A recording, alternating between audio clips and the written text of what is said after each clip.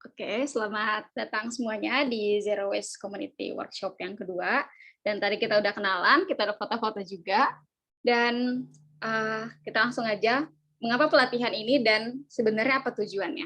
Jadi pelatihan ini tuh tema besarnya adalah pengelolaan sampah. Dan tujuannya itu memahami cara kerja Zero Waste dan mengapa ini penting. Kemudian, yang kedua adalah memahami situasi sampah sekarang dan bagaimana kita mulai mengubahnya dalam jangka waktu yang lama. Dan teman-teman, ini adalah para ahli atau expert yang akan menemani kita belajar sampai bulan depan. Ada Pak Piki, Victor Ferdinand dari YPBB Bandung, kemudian ada Dr. Enzo dari Zero Waste Europe, ada Kadri yang tadi sudah kenalan dari Let's Do It Foundation, terus ada Miko dari Gaya Asia Pasifik. Ya, teman-teman, jadi kita punya 4 topik.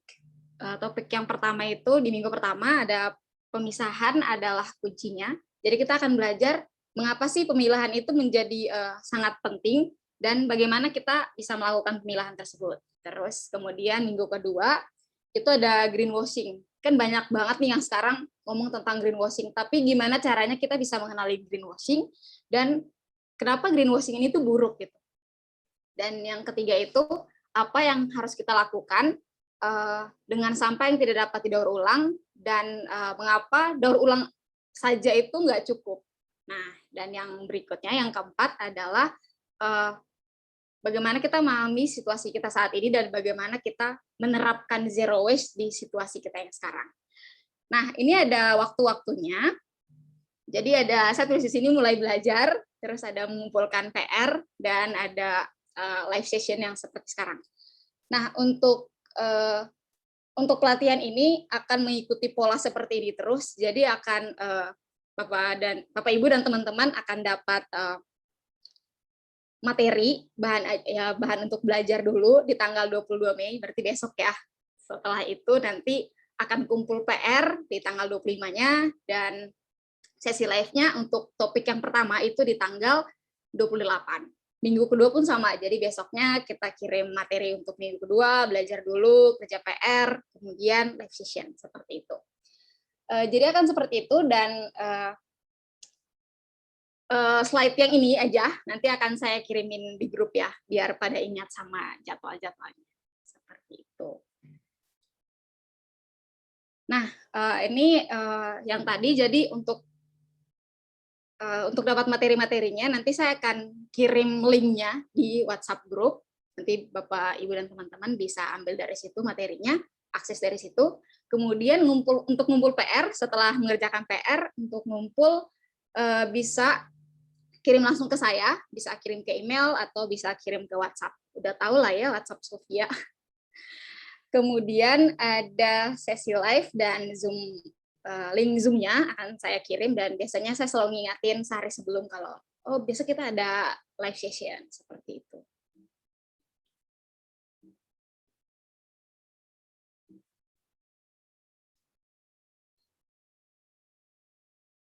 Oke. Dan karena di pelatihan ini kita akan dapat sertifikat, jadi di sini ada 2 macam sertifikat. Mungkin Bapak, Ibu, dan teman-teman udah baca ya, seperti yang ada di info workshop yang saya kirimkan, tapi mungkin ada yang belum. Ada 2 sertifikat, jadi ada sertifikat partisipasi atau sertifikat kehadiran, dan ada juga nanti sertifikat kelulusan. Untuk sertifikat partisipasi ini adalah jadi PR-nya nggak lengkap, mengumpulkan PR-nya tidak lengkap, dan kayaknya kelihatan nih orang ini nggak terlalu memahami topik ini, seperti itu. Dan kemudian sesi live-nya dia bolong 2 kali, karena 2 dari 4, maksudnya itu untuk 4 topik ya. Itu dia akan dapat hanya sertifikat partisipasi.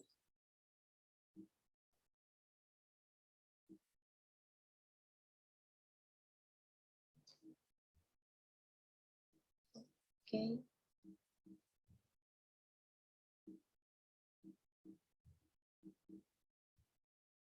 Teman-teman lihat slide saya lanjut nggak? Tidak, Sofia. Oh, belum. Oh, Masih oke. di sertifikat. Berarti udah ya sekarang? Ya, udah. Oke. Terima kasih. Nah, kita lanjut untuk sertifikat kelulusan. Berarti dia mengumpulkan PR-nya lengkap dan mengikuti semua live session. Kami mengumpulkan PR lengkap. Udah gitu, kelihatannya nih orang memahami materi ini, memahami topik tersebut. Udah gitu, mengikuti semua live session atau misalkan dia bolong, dia menonton semuanya dan mengerjakan PR dengan baik juga. Seperti itu. Nanti akan dicek.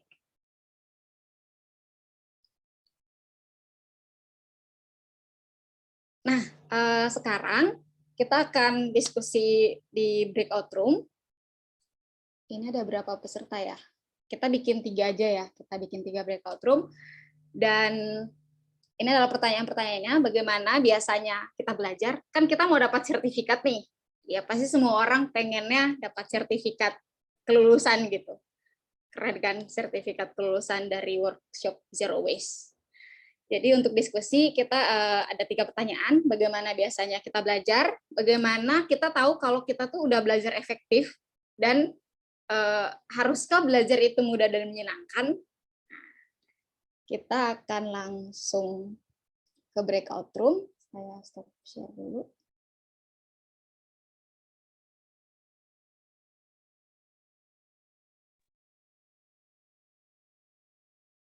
Oke, selamat datang kembali di room besar. Ya, kita akan langsung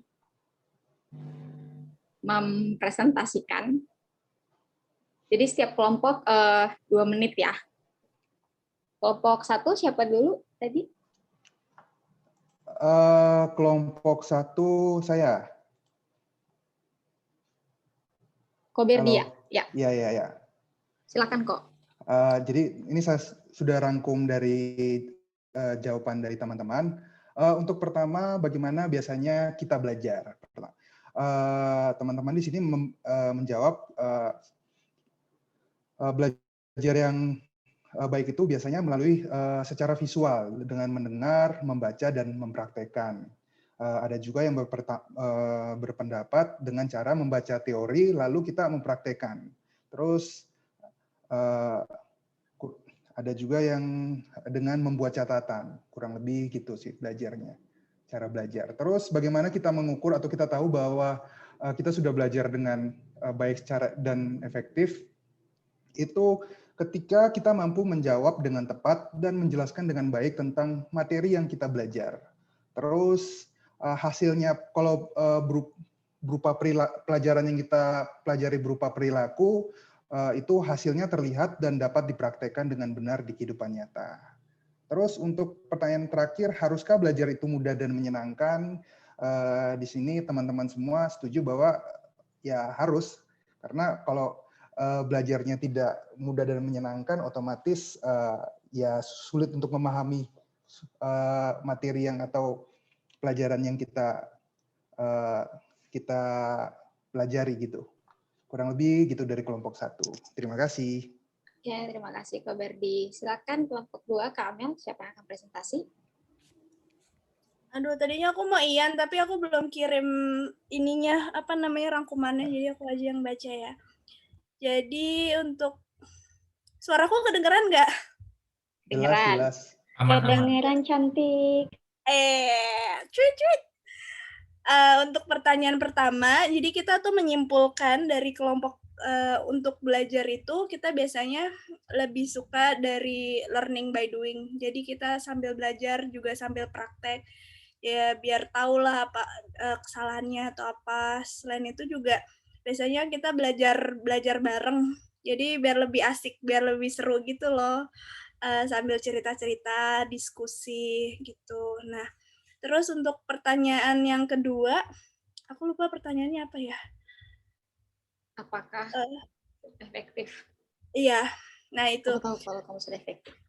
Iya, untuk pertanyaan kedua biasanya kita tahu efektif atau enggaknya dari pelajaran yang kita dapat tuh gimana caranya kita bisa mempraktekkan di kehidupan sehari-hari. Jadi dengan mempraktekkan kita tahu materi yang kita pahami dan yang kita pelajari.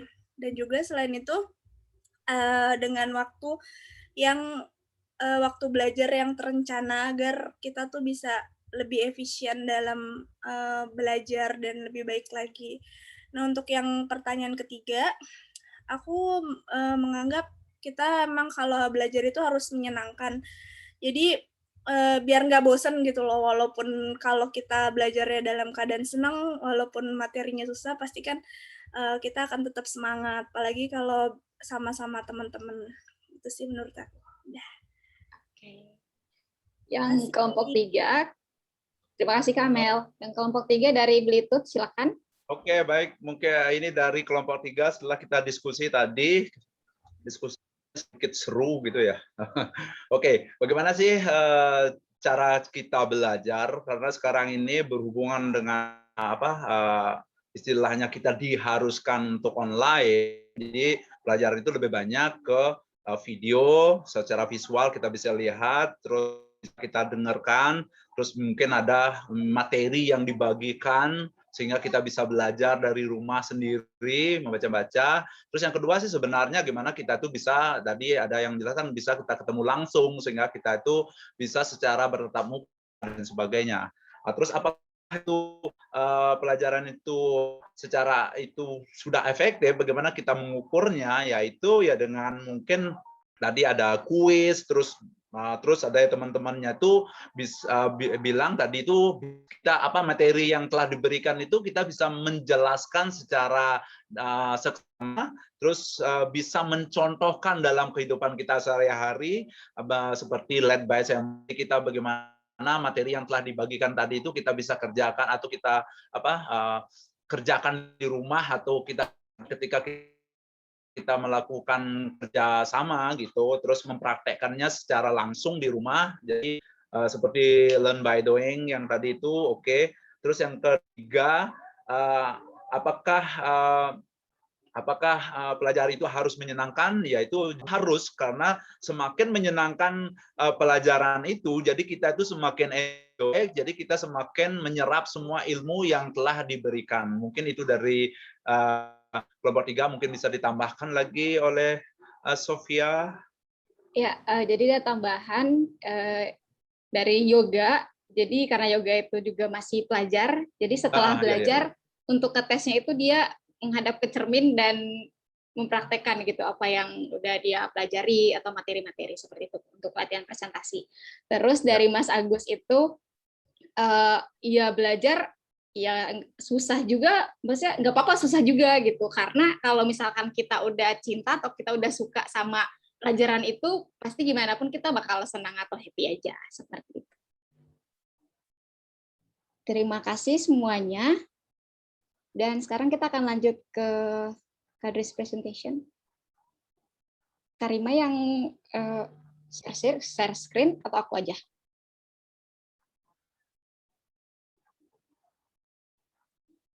Oke. Aku bisa, Sof.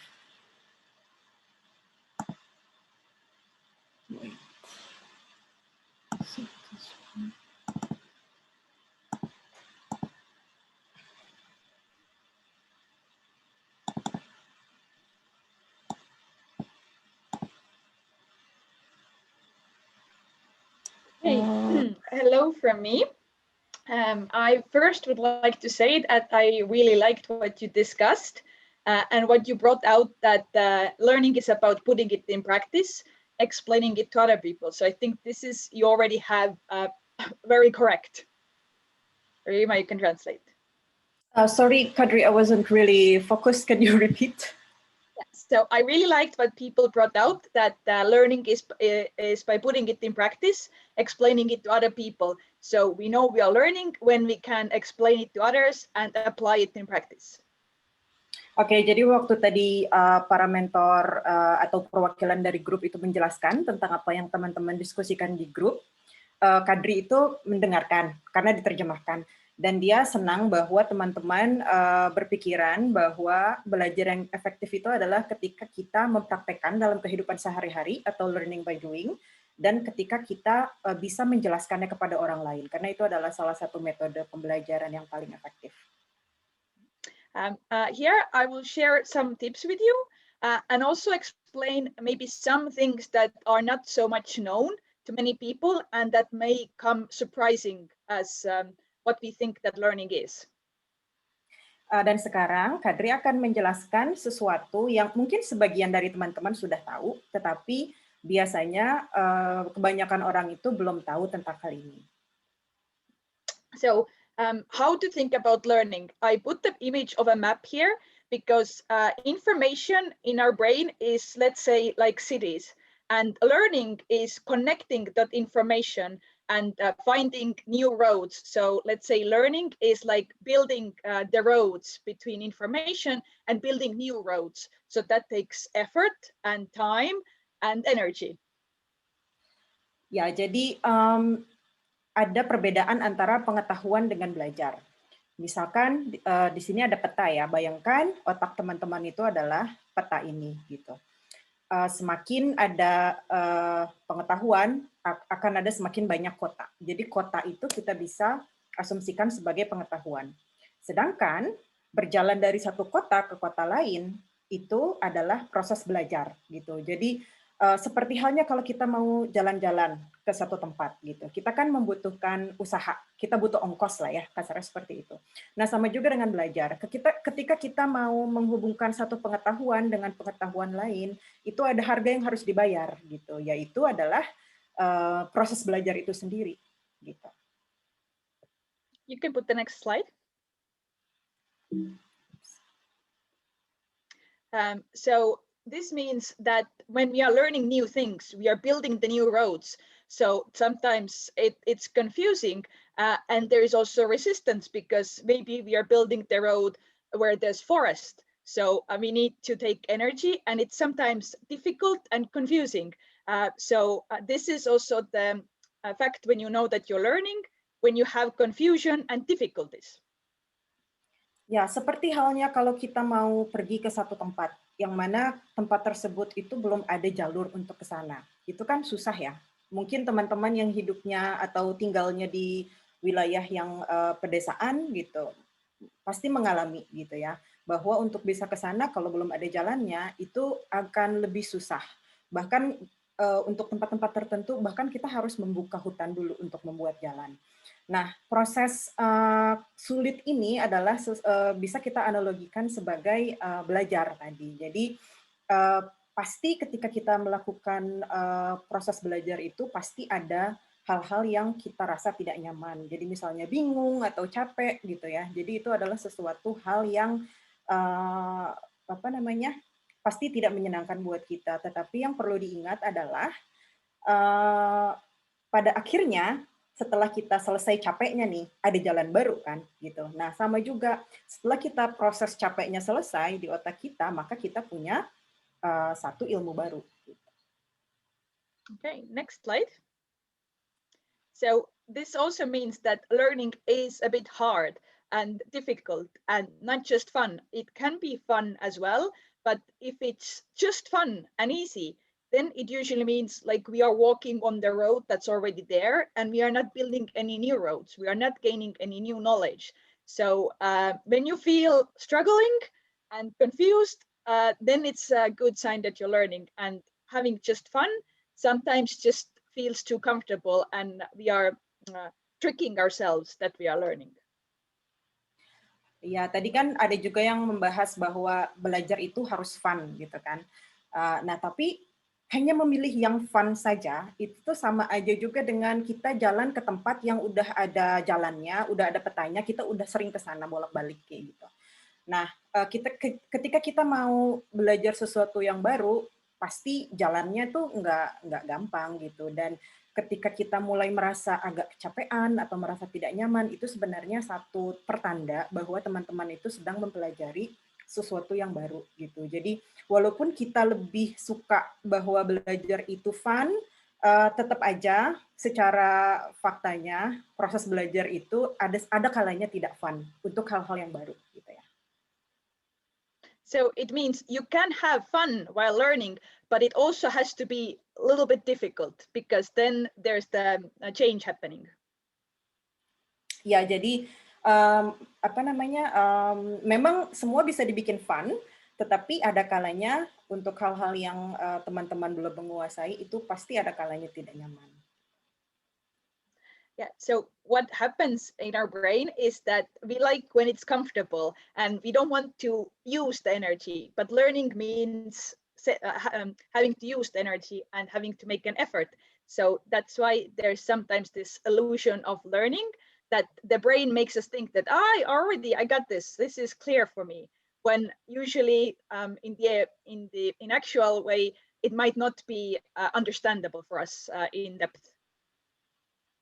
Ya, jadi mungkin teman-teman tidak menyadari ya bahwa kita itu punya otak yang cerdas tapi sekaligus kadang suka menipu kita gitu loh. Jadi itu adalah salah satu mekanisme adaptasi di evolusi di mana otak kita tuh akan berusaha menjaga energi, menghemat energi supaya kita nggak kehabisan energi.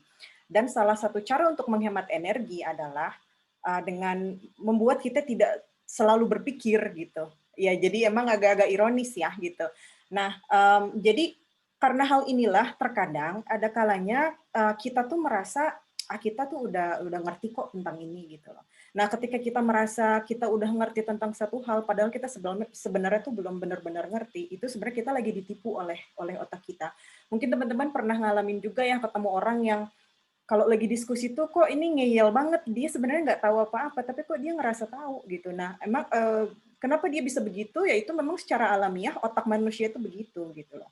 Nah, kita setelah tahu tentang hal ini, kita kemudian mudah-mudahan bisa membantu diri kita untuk lebih terbuka bahwa ketika kita merasa tahu itu mungkin kita sebenarnya nggak tahu. Jadi kita membaca lagi dan membaca lagi. Yeah, so we often think we understand things that we don't. For example, some things that we learned long time ago, and we still remember, yes, I understood this. But if someone asks you a very specific question, maybe like in physics and so on, then you realize, oh, I don't remember anymore how it was, and I don't understand it anymore. Salah satu contoh ketika kita merasa mengerti padahal ternyata enggak, itu misalkan gini, kita dulu kan berpuluh-puluh tahun yang lalu ya, itu kan kita belajar tentang fisika, misalnya tentang kimia. Dulu kita bisa lulus tuh dari SMP, SMA gitu. Artinya kita paham kan dengan teori itu. Tapi ketika kalau sekarang kita tanya lagi, disuruh ngerjain soal fisika itu, mungkin kita nggak bisa kan gitu loh. Next slide. So there are some tips that you can use to make sure that you're learning, and you can now present those tips. Oke, ya karena tiap orang punya cara belajar yang berbeda-beda, jadi mungkin teman-teman bisa sharing tentang tips belajar masing-masing di sini ya. Sofia, so now it's your turn. Sekarang Sofia ya. Ya, right? Jadi ini ada tips-tips juga untuk kita belajar. Jadi kita jadi pembelajar yang aktif, mungkin seperti tadi yang Yoga bilang ya.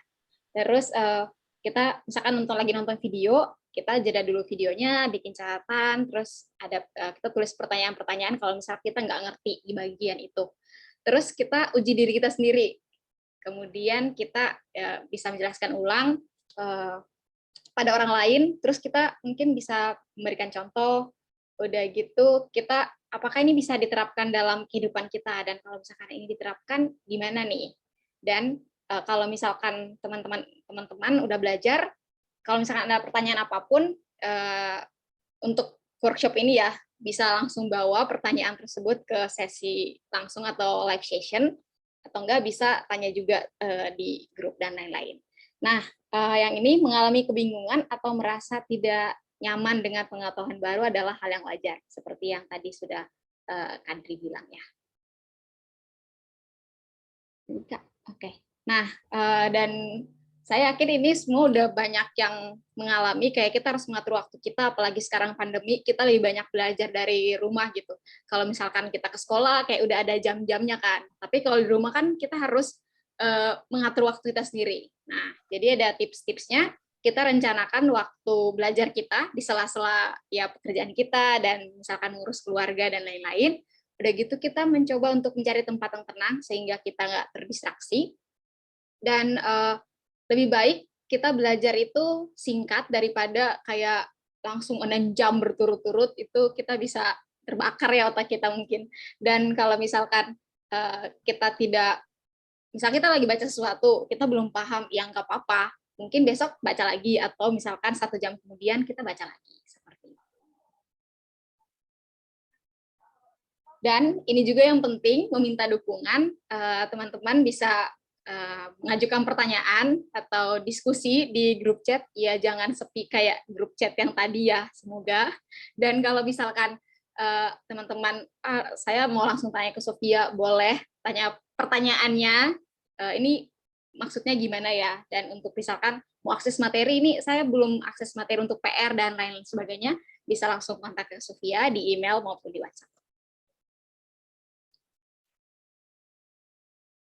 Dan karena tadi kita udah banyak mendengar soal belajar, terus efektif, dan tips-tips lain, nah bagaimana, pasti teman-teman udah kepikiran nih, wah saya harus belajarnya seperti ini, kan tadi udah ada juga tuh pola pelatihan kita itu akan seperti apa, kayak setiap, misalnya besok dikirimin materi untuk topik yang pertama, udah gitu berapa hari kemudian kita ngumpulin PR, udah gitu kita live session. Jadi kan udah tahu tuh jadwal-jadwalnya. Nah, gimana nih rencana teman-teman untuk mengatur cara belajar, dan mungkin ada tips atau saran lain yang ingin dibagikan di sini yang mungkin belum kita bagikan, seperti itu. Silakan kalau ada.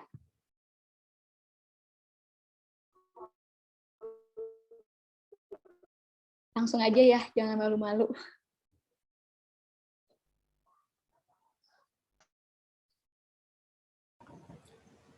Selamat malam, Sophia.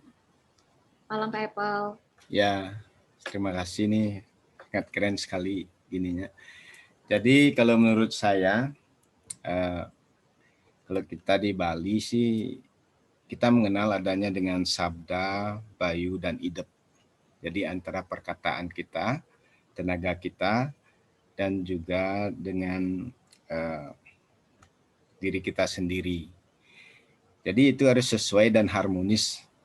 Jadi apa yang kita katakan, kita coba untuk mengimplementasikan di kehidupan nyata.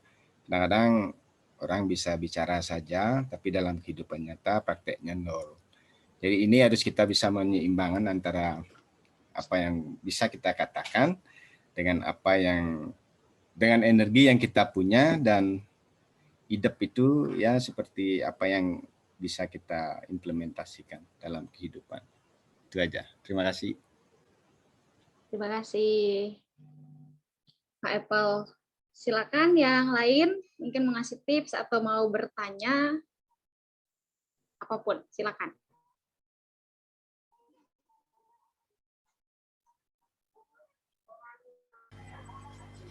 Saya Sofia.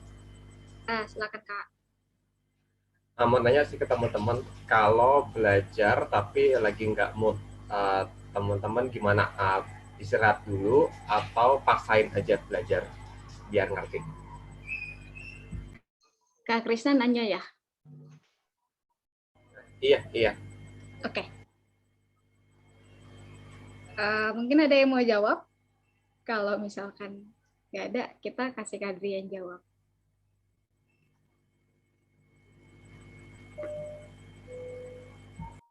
Can I answer the mood question? Yeah.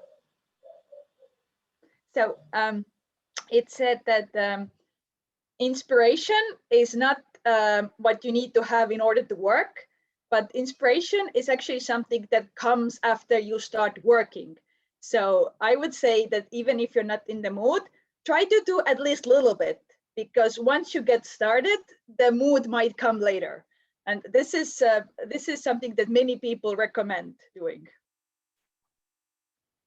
Jadi inspirasi itu biasanya datang bukan ketika kita mau mulai melakukan sesuatu ya, tapi ketika kita sudah melakukan sesuatu walaupun sedikit. Makanya banyak yang peribahasa-peribahasa itu kan banyak yang bilang, udah mulai aja dulu gitu ya. Kayaknya itu mah iklan ya, iklan Tokopedia. But that's actually a really good point gitu. Jadi kalau kita udah mulai sedikit, biasanya itu kita dapat mood-nya malah gitu.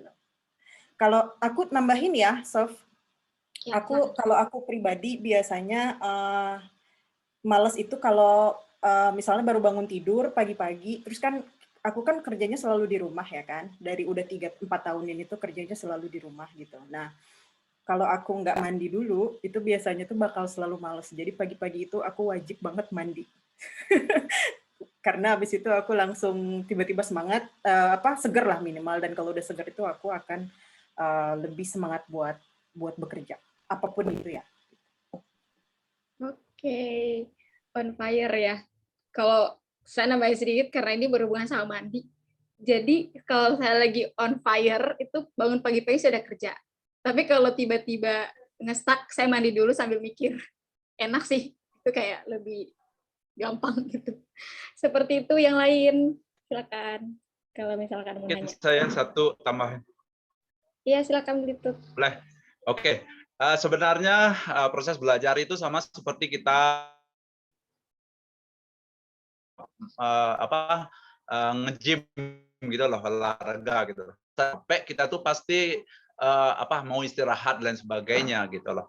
Bagaimana, apakah kita lanjutkan apa gimana gitu. Itulah penting kita punya yang namanya visi atau misi, terus kita punya namanya suplemen. Kita perlu suplemen. Makanya ketika kita nge-gym pun kita kadang-kadang perlu suplemen. Tapi kalau bisanya itu suplemennya itu yang alami, termasuk juga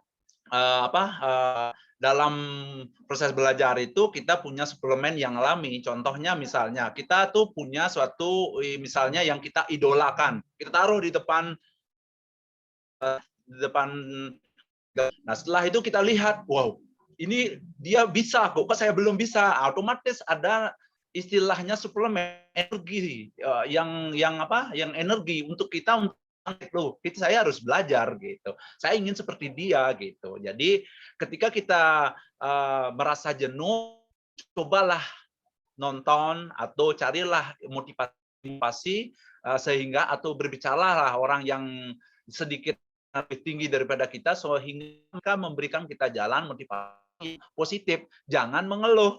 Ketika kita mengeluh pada saat kita itu lemah itu, udah kita akan diturunkan, ya udah jangan diginiin aja, kamu sakit nanti gini gitu. Jadinya kita tuh akan kendor, akhirnya kita tuh akan tidak melanjutkan usahanya kita. So jadi bagi saya itu kita perlu ada yang namanya kayak suplemen, tapi kalau suplemennya itu lebih bagusnya itu yang alami gitu loh, punya siapa yang kita jadikan role modelnya gitu. Jadi kita, saya ingin seperti Michael Jordan, otomatis kita tuh akan sering latihan gitu. Mungkin itu dari saya. Oke, terima kasih Blitut. Silakan yang lain. Oke, saya lagi sedikit nih, sangat menarik sekali nih. Jadi yang tadi saya coba jelaskan itu teman-teman mungkin sedikit belum paham. Itu adalah, maaf ya, kita sharing tentang budaya Bali nih. Jadi kita mengenal dengan adanya Tripermana yang tadi saya sebutkan itu Sabda, Bayu, Idep ya. Sabda itu adalah kemampuan kita berbicara. Bayu adalah kemampuan untuk bergerak. Dan Idep adalah kemampuan untuk berpikir. Jadi sini kalau kita di Bali mengenal dengan namanya Tripermana. Jadi disinilah kemampuan kita harus bisa menguji nih. Kemampuan kita bicara bagaimana. Jadi untuk pembelajaran ini semua mencakup di bagian tersebut. Jadi seperti sering saya untuk mengolah diri itu ya belajarnya di sini. Apa yang saya katakan bisa nggak saya punya kemampuan nggak saya untuk bergerak. Dan apa yang saya gerakkan punya kemampuan nggak saya untuk berpikir. Begitu aja. Terima kasih. Oke, terima kasih Pak Epol sudah menambahkan. Yang lain? Ada tips atau pertanyaan? Kak Ian, silakan. Di-unmute.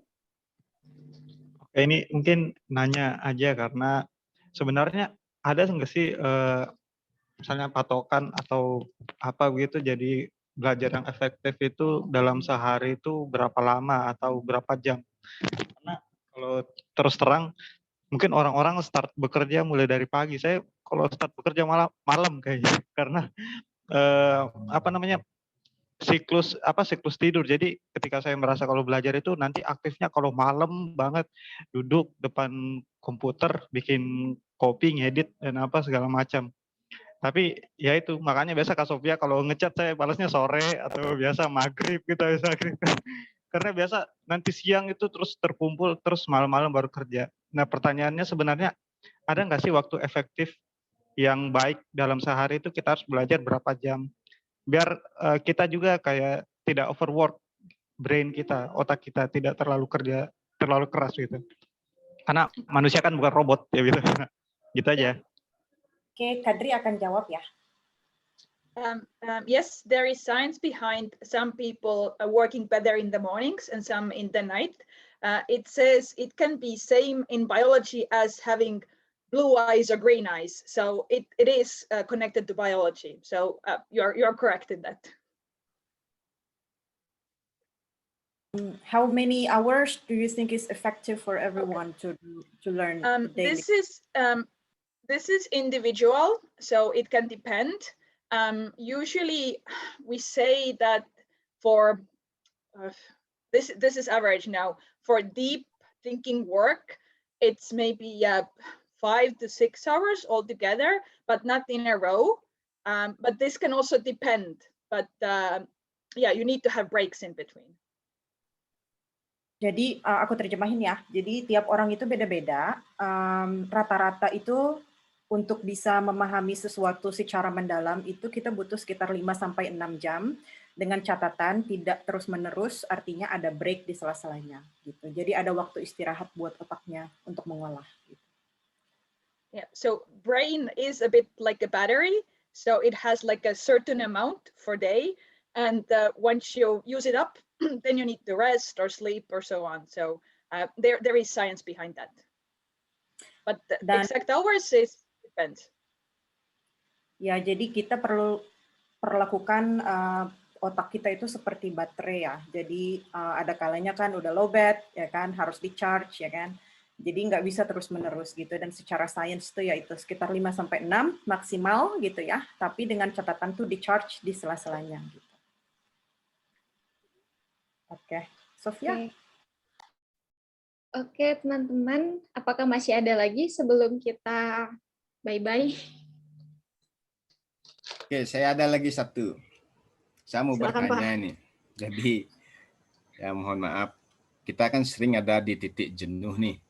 Apakah itu ada hubungannya dengan kemampuan otak kita atau bagaimana caranya biar kita kembali ke energi yang lebih mengembirakan.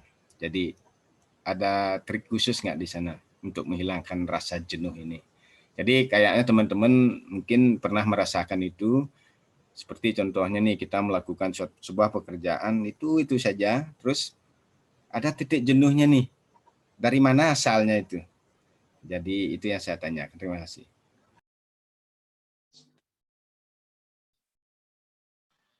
Maybe Okay, Kadri? so how to recharge or refresh yourself. So this is good when you actually learn in small bits. So you learn for, let's say, 40 minutes, and then you, I don't know, go have a snack, go for a walk, do the dishes, take a shower, and then you do something like this, and then you go back to the learning. But okay, you can translate. Ya, jadi tipsnya sebenarnya mirip-mirip sama yang tadi ya, Pak Erpel. Jadi kalau bisa itu setiap 45 menit itu kita stop dulu, terus kita selingin dengan sesuatu yang mungkin tidak terlalu melibatkan otak ya. Jadi misalkan mandi lah, atau misalnya kebetulan di dapur lagi berantakan, kita cuci piring dulu bantu istri kan sekalian. Nah terus atau misalnya jalan-jalan dulu, atau main sama anjing kayak gitu. Jadi tipsnya tuh hampir sama dengan yang tadi.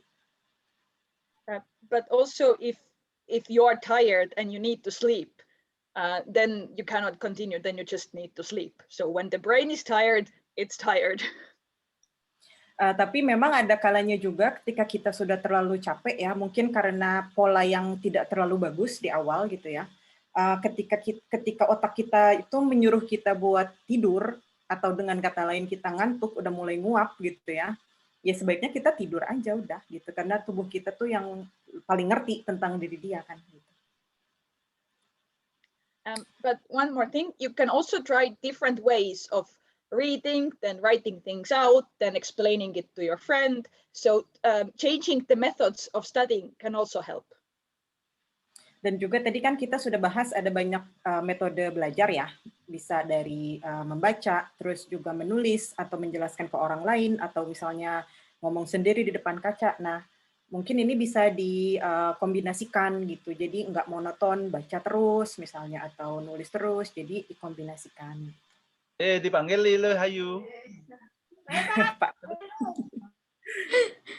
Oke.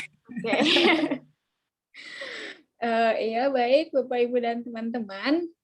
Sebelum kita mengakhiri, saya mau mengingatkan lagi, jadi besok pagi saya akan kirim materi untuk topik yang pertama, pemisahan sampah. Dan teman-teman sudah melakukan pemisahan sampah ya, jadi nanti saya kirim materinya besok, udah gitu nanti kumpul PR, udah gitu nanti kita ketemu di tanggal 28, minggu depan, di hari Jumat juga, di jam yang sama. Begitu.